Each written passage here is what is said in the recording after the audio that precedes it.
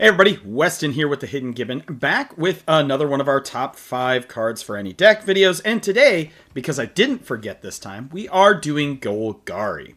So a little bit of a disclaimer is I don't have very many actual Golgari decks. I was looking through the 67 commander decks that I have, and I have some that are like Abzan and some that have black-green, but I only have two Golgari decks, one with Cleopatra and one with Smeagol. So some of these are cards that I would throw in if I had more decks, but they are in both of my Smeagol deck and in my Cleopatra deck. So without further ado, here are top 5 Golgari decks that I'd throw in any commander deck that can run them in their colors. So in at number 5, we have Culling Ritual. It's a sorcery for 2 generic, a black and a green, and it says destroy each non-land permanent with mana value 2 or less. Add a black or a green for each permanent destroyed this way.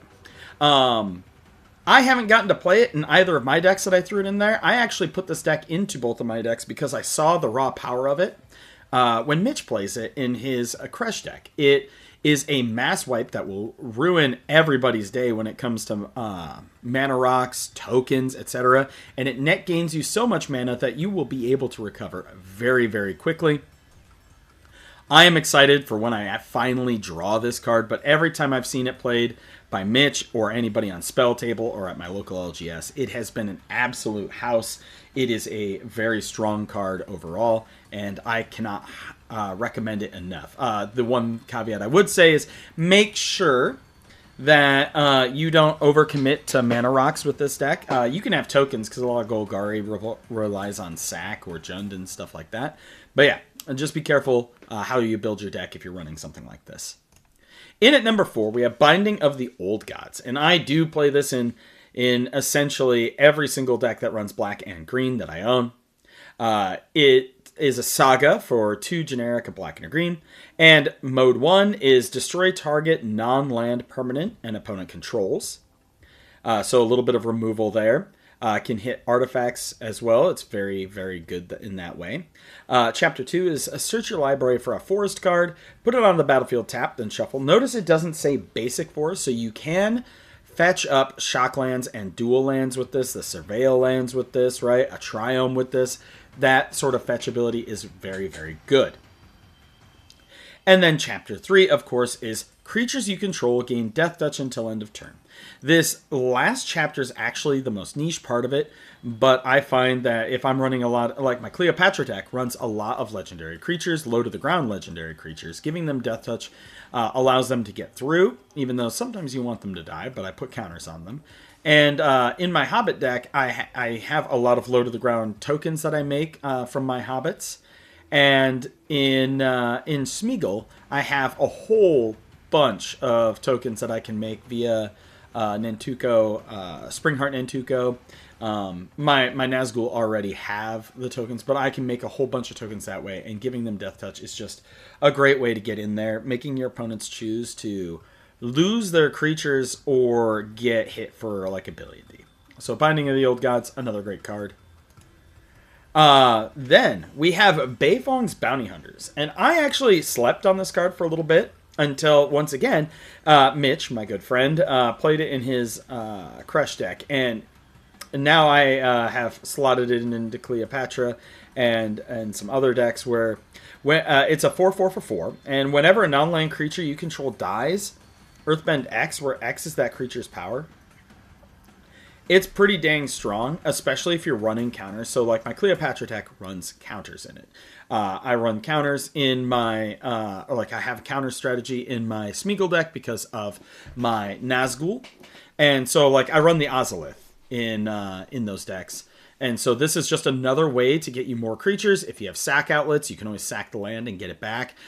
This is really, really good in Smeagol because when I've goldfished with it, I sack a creature, I get to Earthbend a land, I sack the land, getting the counters on things via the Ozolith, and then it triggers Smeagol's ability where I get to steal people's lands. Overall, again, very generically good. I like it a lot. I wish it were one generic less, but I don't. But I think then it would have to be like a 2/2 for its ability. But yeah, Beifong's Bounty Hunters. Give it a try, especially in like landfall sacrifice decks and like your Scoot Swarm style stuff. Next, we have Rise of the Witch King. I actually really, really like this card. I have a lot of Lord of the Rings cards laying around, so a lot of them I jam into my decks. And Rise of the Lich King is a sorcery for 2 generic, a black and a green, and each player sacrifices a creature. So I love abilities like that, like a Cursed Marauder and Fleshbag Marauder, all of those sort of effects. I love those effects. And then if you sacrificed a creature this way, you may return another permanent card from your graveyard to the battlefield. It doesn't say creature. So if you lost something really important, if you're running a Reanimator strategy where you need to get back a big engine piece, like you can use this to get back an artifact that was destroyed, an enchantment that was destroyed. Hell, if somebody blows up a really important land, I've seen this used on Spell Table in conjunction with Field of the Dead. Somebody got their Field of the Dead back with it. Very, very good reanimation target spell. Like the fact that it hits more than just creatures really has me high on this card. I've gotten back some bonkers things with it. It's pretty good. Pretty good. Give it a try. And then last, but certainly not least. Okay, so part of this is because I am a massive Jurassic Park fan, okay? The first movie I ever saw in movie theaters when I was 4 years old was Jurassic Park. My dad took me to it. I love dinosaurs to this day, and I love, love, love Jurassic Park. So, this is, of course, from Jurassic Park 2, The Lost World. But I love Jurassic Park, and 2, I find this card to be really fun and really good. So, it is a 2/2 for 1 generic. Black and a green, and at the beginning of your end step, if a creature died this turn, create a tapped token that's a copy of Compy Swarm. We're in Golgari, friends, and even if you're running like Jund or Sultai or anything that has the combination of green or black, usually is sacrificing things. Like creature tokens get sacrificed, a lot of like aristocratic type strategies to it, and this card gains a pretty good amount of value. It's a little bit slower, and yeah, the tokens enter tapped, but overall, like I just find it being pretty fun. This is more of like a fun include in every deck rather than pure power like some of the other ones on this list. But if you need something like a more slow growth token generator, this might be the one for you. While you're sacrificing your 1/1 snake from your oh gosh, what's the name of the card? I literally just forgot it. Man, I'm the worst. 1 second. There's one in this pile of cards I'm making.